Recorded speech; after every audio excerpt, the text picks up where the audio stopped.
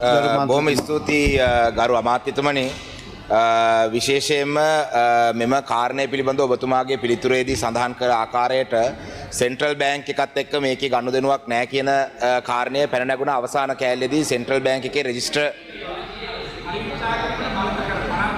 Central බැංකුව යටතේ මේ කියන්නේ මුදල් ව්‍යාපාරයක් පවත්වාගෙන යන නම් තියෙන පනත් වලට අනුව ලියාපදිංචි වෙලා මේක සමාගම් පනත යටතේ ලියාපදිංචි වෙලා තියෙන්නේ.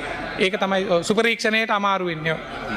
මගේ පළවෙනි අතුරු ප්‍රශ්නය තමයි ගරු අමාත්‍යතුමනි දැන් මේ ප්‍රිව් හෙල්ත් ආයතනයේ ඩිපොසිට් කරපු කණ්ඩායම් වලට ගැටලුව තියෙන්නේ මේ නීතිමය ක්‍රියාමාර්ගයක් හරහා ගිහිල්ලා මේකේ ඇත්ත ඩිපොසිටර්ස්ලට මේ මුදල් ටික ලැබෙයිද නැද්ද පිළිබඳව මේ ඩිපොසිටර්ස්ලට ලොකු සැකයක් තියෙනවා. මොකද ඒකට හේතුව මේ වගේම තමයි ද ෆිනෑන්ස් ආයතනය 2009 වර්ෂයේදී ද ෆිනෑන්ස් ආයතනයත් සෙන්ට්‍රල් බැංක් එක මේක බැංක්‍රප්ට් වෙන්න යනවා කියලා දැනගෙන සෙන්ට්‍රල් බැංක් එකේ රෙගියුලේෂන් යටතට අරගෙන ඊට පස්සේ සෙන්ට්‍රල් බැංක් එකෙන් මේක මොනිටර් කරලා 2019 වෙනකල් මේ ද ෆිනෑන්ස් ආයතනය ගිහිල්ලා 2019 මේ ද ෆිනෑන්ස් ආයතනය කියන්නේ සෙන්ට්‍රල් බැංක් එකේ යටතේ 1 බිලියන් ඩිපොසිටර්ස්ලට අලුතෙන් සල්ලි ෆික්ස් ඩිපොසිට් දාන්න කියලා ඔක්කොම කියලා ඊට පස්සේ මාස කිහිපයකට පස්සේ ඒක රජයේ සෙන්ට්‍රල් බැංක් එකම මේක ලික්විඩේට් කරන්න ඕනේ කියලා ගිහිල්ලා දැන් අද වෙනතුරු ඒ ඩිපොසිටර්ස්ලට කිසිම සාධාරණයක් නැති තත්ත්වයක් තියෙනවා. මොකද මේක පිළිබඳව දේශපාලනමය කුමන්ත්‍රණයක් තිබ්බා කියන එක අපිට සැකයක් තියෙනවා. මොකද ඒකේ ගත්ත යම් ඩිපොසිටර්ස්ලට සල්ලි ගෙවලා තියෙනවා. මේක ගැන ඔබතුමාලා හොයලා බලන්න. මොකද ඒකට හේතුව තමයි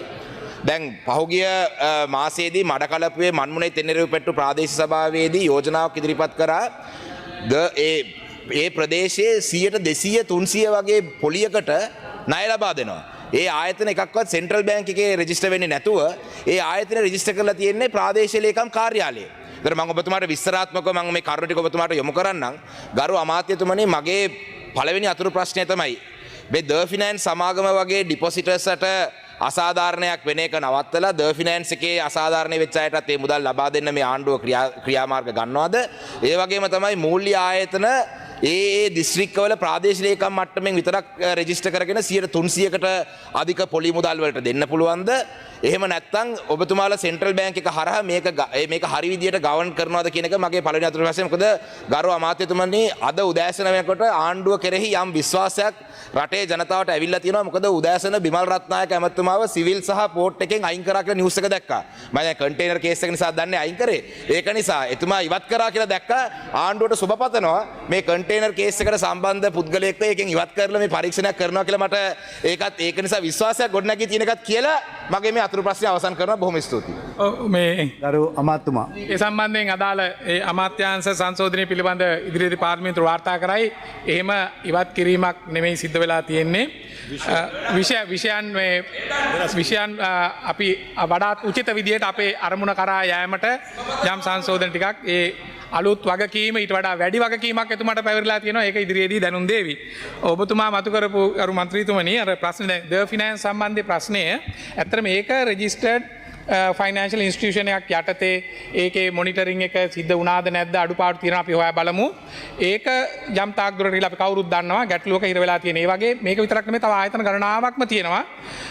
විවිධ ආකාරයේ උපක්‍රම භාවිත කරනවා. ඒකට ප්‍රධාන නෑ ප්‍රාදේශීය ලේකම් නෑ. එතන තියෙන ප්‍රශ්නේ තියෙන්නේ අපේ තියෙන නීති රාමුව ඇතුලේ ඉඩකඩ පැවරිලා තියෙනවා. විශේෂයෙන්ම දැන් මුදල් හැසිරවීමේදී මේ පනත් යටතේ යන්නට ඕනේ. නමුත් සමාගම් පනතේ යටතේ ලියාපදිංචි වෙලා එයාලගේ ආටිකල්ස් ඔෆ් ඇසෝසියේෂන් යටතේ සමහර පුංචි කරුණු දාගෙන දැන් ඔය ශුද්‍ර මූල්‍ය වලක් තියෙන්නේ ශුද්‍ර මූල්‍ය විදිහට ලියාපදිංචි කරපුවා නෙවෙයි.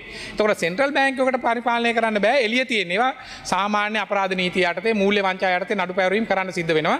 දැන් අපේ පැත්තෙන් අපි ඇත්තටම කරනවා මේවල තියෙන ගැටලු හොයා බලමු. විශේෂයෙන් මේ ශුද්‍ර මූල්‍ය සම්බන්ධයෙන්ුත් අලුතෙන් දැන් පනත් කෙටුම්පත ගෙනල්ලා වැඩ කටයුතු කරන්න බලාපොරොත්තු වෙනවා. ඔබ මතු කරපු ප්‍රස්තුත කම්පැනි මේ ග්ලෝබල් ප්‍රවිත් කියන එකේදී දැන් ඉතුරු වෙලා තියෙන්නේ එකම එක ආකාරයයි ඒ තැන්පත් කරුවන්ට සාධාරණයක් ඉෂ්ට කරලා අරන් දෙන. ඒක තමයි ඒගොල්ලෝ තැන්පතු බාරගත්ත කියලා සාක්ෂියක් ඔප්පු කරගන්න ඕනේ. තාම ඒක ඔප්පු කරගන්න බැරිලා තියෙනවා. ඒගොල්ලෝ රටින් පැන්න. හැබැයි දැන් අපි තැන්පත් කරුවන්ටත් කියනවා මොකක් හෝ සාක්ෂියක් තියෙනවා නම් ඒ තමුන් තැන්පත් බාරගත්ත කියලා කියන්න ඒ මත අපිට යන්න පුළුවන්. බොහෝ දුරට අතර මේ සමාගම් උපක්‍රමශීලීව අපේ තියෙන මූල්‍ය සාක්ෂරතාවයේ ගැටලුවක් නිසා එහෙම ඩොකියුමන්ට්ස් භාවිත කරන්නේ නැහැ. විවිධ උපක්‍රම භාවිත කරනවා. නමුත් අපි ඒ සඳහා මැදිහත් වෙන්නම්. අනාගතමනි බොහොම ස්තුතියි ඇමතුමාට ඒ පිළිතුර ලබාදීමට ඒ වගේම තමයි ඔබතුමා වගේ මේ වැඩ කරන්න පුළුවන් ඇමතිවරුත් එක්ක අපිත් එකතු වෙලා වැඩ කරන්න ලෑස්ති අලුතෙන් පත්වෙච්ච වරාය ඇමතුමත් එක්කත් අපි ඉතා උනන්දුවෙන් බලාපොරොත්තු වෙමින් ඉන්නවා වරායවල් ටික හදන්න. මගේ දෙවැනි අතුරු ප්‍රශ්නය විපක්ෂ නායක ගරු සජිත් ප්‍රේමදාස මහත්මයා ඉදිරිපත් කරනවා. බොහොම ස්තුතියි.